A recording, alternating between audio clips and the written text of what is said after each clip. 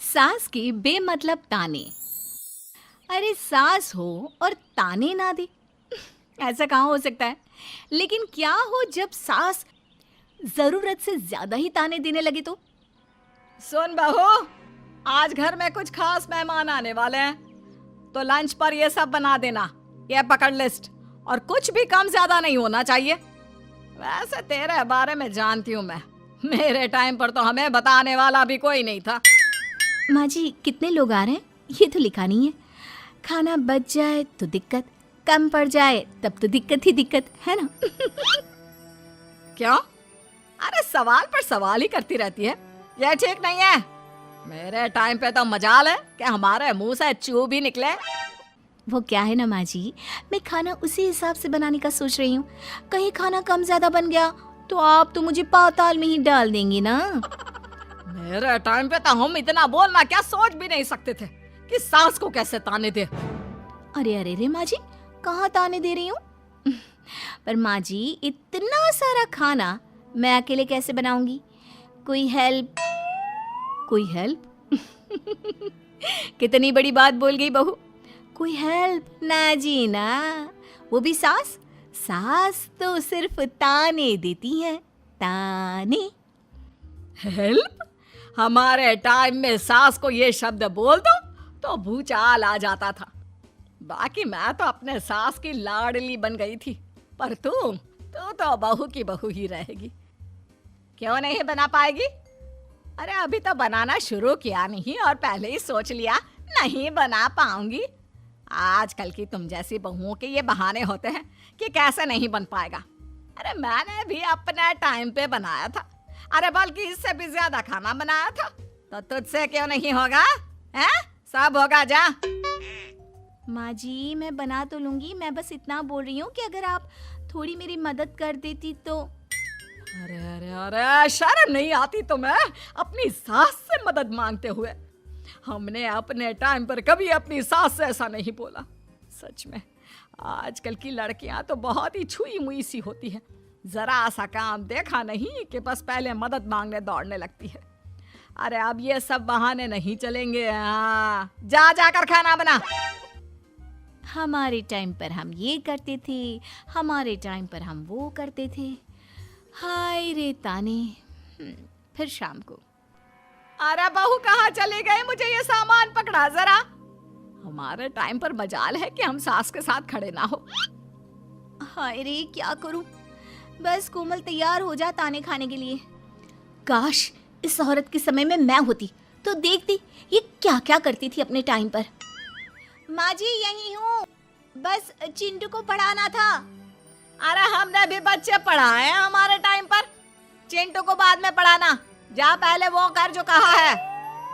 बहू बेचारी क्या करती, बच्चे को छोड़कर लग जाती है सास के साथ। हमारे टाइम पर ना।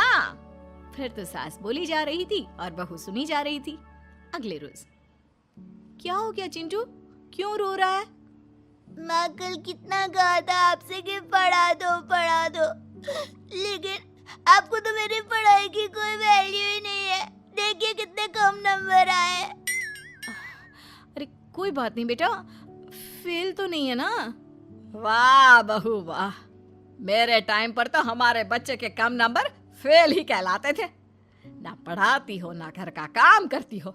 हमारे टाइम पर तो। सास की इस बात पर इस बार बहू का पारा हाई हो जाता है।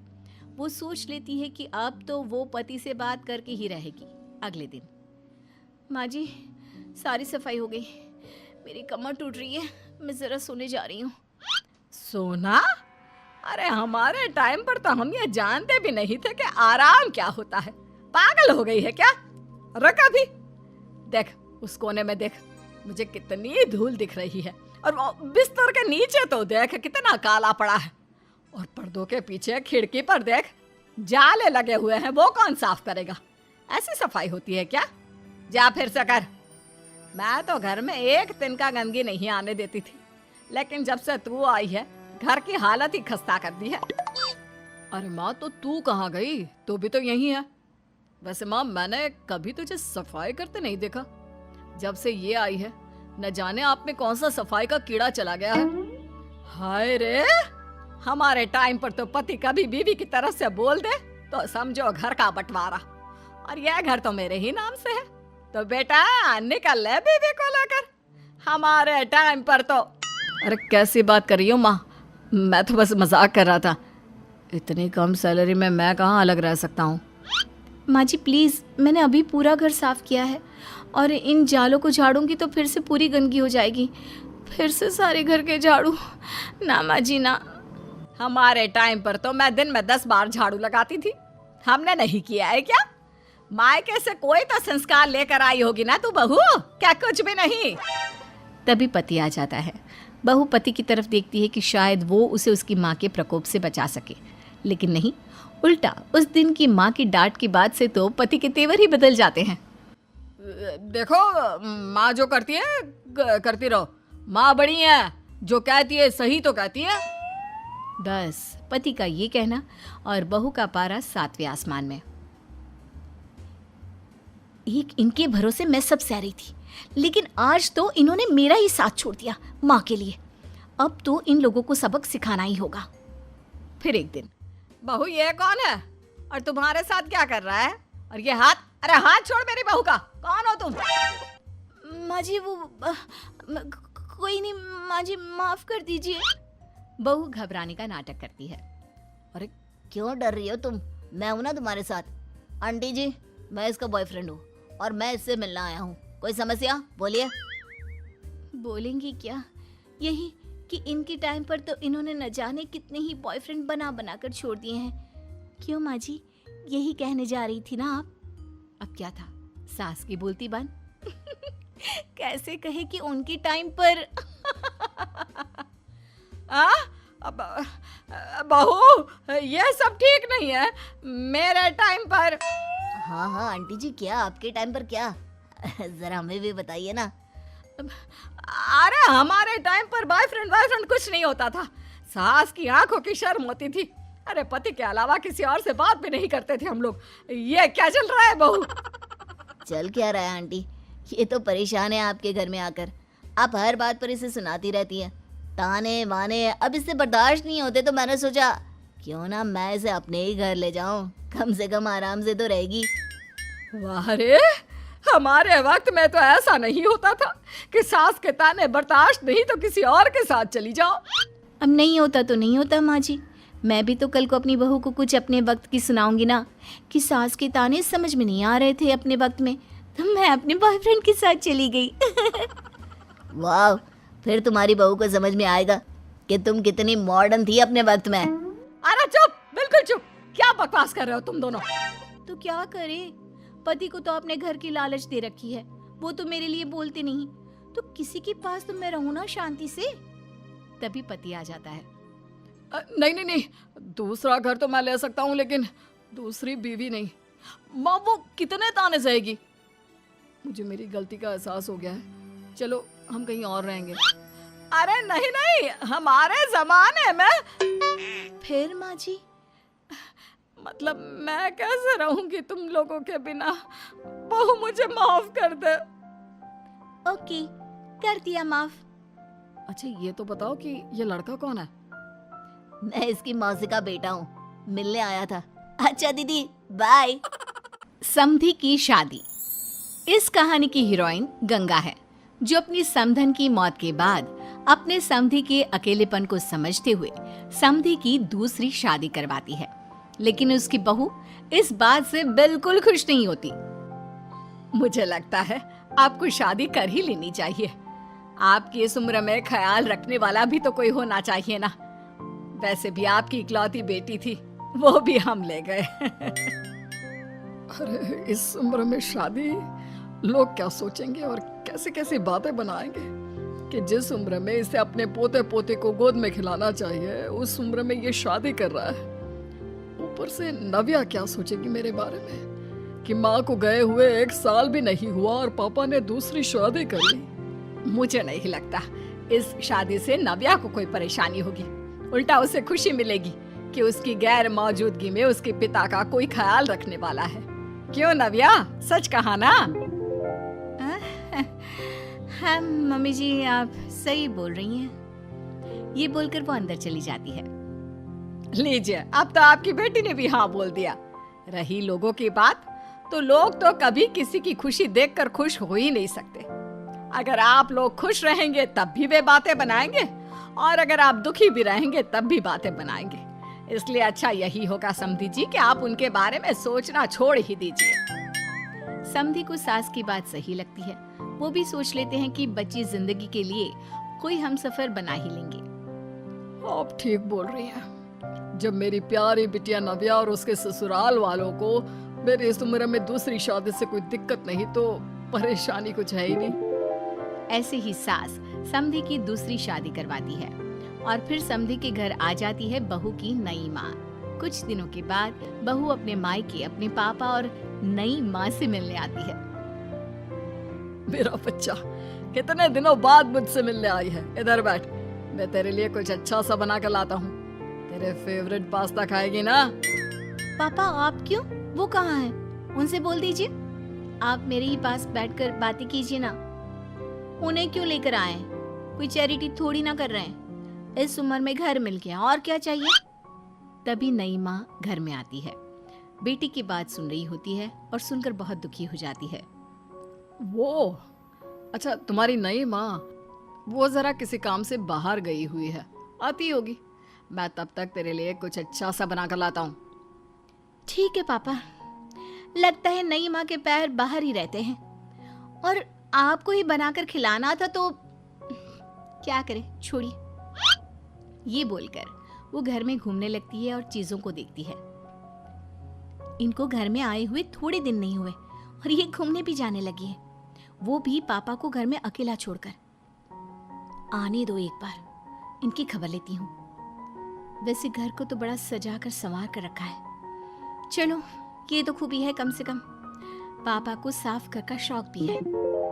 इतने में नई माँ घर में आती है। अरे नव्या बेटा, तुमने पहले बताया होता तो मैं जल्दी घर आ जाती।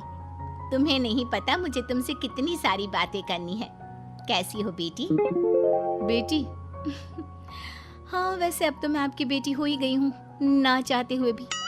खैर, आप गई कहाँ थी? शादी हुए कुछ दिन भी नहीं हुए और आपने घूमने जाना भी शुरू कर दिया।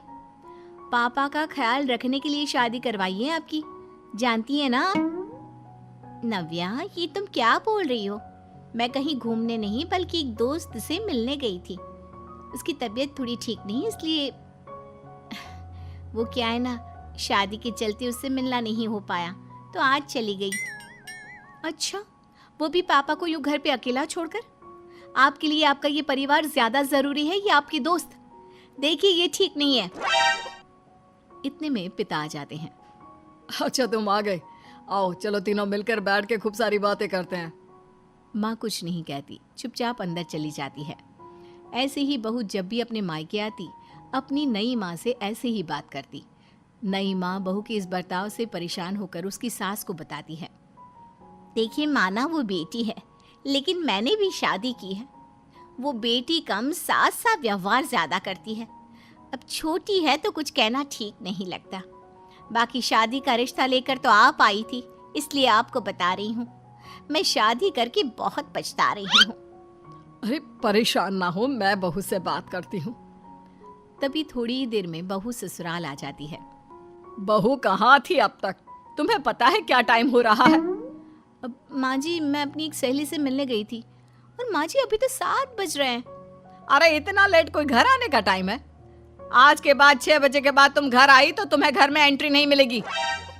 सास बहू के साथ बिल्कुल वैसा ही व्यवहार करती है जैसा वो अपनी नई माँ के साथ कर रही होती है। न जाने माँ जी को क्या हो गया है। मैं कितनी खुश थी कि मायके जैसा ससुराल मिला है। सासू माँ इतनी अच्छी थी। फिर अगले रोज, बहू, मेरे बेटे को पौष्टिक खाना दिया कर। क्या ये पास्ता पिज्जा बनाती रहती है? इसलिए शादी नहीं करवाई थी मैंने अपने बेटे की। ठीक है माँ, मैं बना दिया करूँगी ऐसा खाना। लेकिन माँ जी, आपको हुआ क्या है? पहले तो कभी आपने ऐसा नहीं किया, तो ये अचानक से मुझसे कोई गलती हो गई है क्या माँ? क्यों? ऐसे नहीं बोल सकती। समझ ले, ये तेरी सास का हुक्म है। ऐसे ही सास बहू को अपने सास वाले तेवर दिखाकर कभी डांटती तो कभी ताने मारती, पर बहू बेचारी बिल्कुल समझ नहीं पाती। एक दिन, बहू ये क्या बेफिजूल खर्चा करती रहती है? परसों ही तुमने अपने लिए एक साड़ी ली थी और आज फिर से। तुम्हें क्या लगता है पैसे क्या पेड़ पर होते हैं कि जब मन करा तोड़कर सामान ले लिया करा? हैं? वो माँ जी बहुत अच्छी लगी तो ले आई। अच्छी लगी तो ले आई। यहाँ मेरा बेटा अपना खून पसीना एक करके पैसा कमा रहा है और तुम उसी पैसे को बर्बाद करने में कोई कसर नहीं छोड़ती। माँ जी आप मुझे ऐसा क्यों बोल रही है? मैं आज के बाद कभी शॉपिंग पर नहीं जाऊंगी, लेकिन प्लीज आप मुझसे ऐसा बर्ताव मत कीजिए। इससे पहले कभी आपने मुझे छोटी छोटी चीजों के लिए नहीं डांटा, ये अचानक ऐसा क्यों? मुझे बिल्कुल अच्छा नहीं लग रहा। देख बहू, मैंने तेरे साथ जब टिपिकल सास जैसा बर्ताव किया तो तुझे इतना बुरा लगा। सोच तेरी नई माँ को कैसा लगता होगा जब तू उनके साथ हमेशा ऐसा बर्ताव करती है। तो माँ जी आपने इतना सब कुछ बस इसलिए किया? आप मुझसे नाराज नहीं हो, गुस्सा नहीं हो? नहीं बहू, मैं तुझसे गुस्सा क्यों होंगी? मैं तो तुझे बस इतना समझाना चाहती हूँ कि अपनी नई माँ से सास जैसा बर्ताव करना बंद कर दे। उनको बिल्कुल अच्छा नहीं लगता। वो तेरे पास आना चाहती है, तुझे समझना चाहती है, वो सच में तेरी माँ बनना चाहती है। तू उनके साथ सास जैसा बर्ताव बंद कर और एक अच्छी बेटी बन। अब बहू को सास की बात समझ में आती है और वो बहू जैसा बर्ताव करती है। उम्मीद है कि आपको हमारी ये कहानी पसंद आई होगी। कृपया हमारे चैनल को सब्सक्राइब करें और सभी अपडेट्स के लिए बेल आइकन जरूर क्लिक करें। और हाँ, वीडियो लाइक और शेयर करना मत भूलिएगा। Bye bye.